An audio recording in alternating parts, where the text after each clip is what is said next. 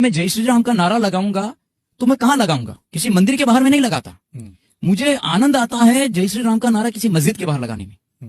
किसी मुसलमान के सामने अगर मैं जय श्री राम का नारा लगाऊंगा तो मुझे बड़ा आनंद आता है। जबकि जय श्री राम के नारे का संबंध किससे है? हिंदू से है या मुसलमान से है?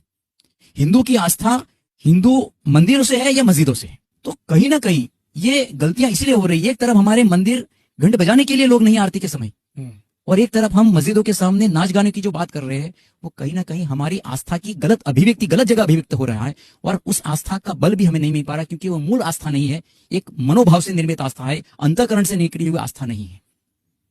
और इसी का कारण हम धार्मिक जो व्यवहार या फिर जो प्रोसेशन होता है वो धार्मिक की बजाय एक उपद्रवी, एक प्रकार से एक छिछोड़ापन जैसा दिखता है। फुहरपन है, छिछोड़ापन है, गंदा नंगा नाच हो रहा है। सिर्फ और सिर्फ डीजे हो तो ही जैसे वो संभव है। इस प्रकार की ये जो उसको देखने वाले लोग हैं वो उसको समझ ही नहीं पा रहे कि क्या बज रहा है, तो वो देखते इसलिए कि कोई भीड़ जा रही है। महात्मा महामंडलेश्वर शंकराचार्य के समीन जो बैठे हुए अधिकारी हैं, कभी ये क्यों नहीं इस पर कहते हैं कि ये गलत है?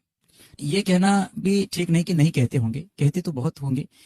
हाँ, शायद ऐसा भी हो सकता है कि भाई, क्योंकि अब क्या व्यक्ति ज्यादा मनस्वी होता जा रहा है।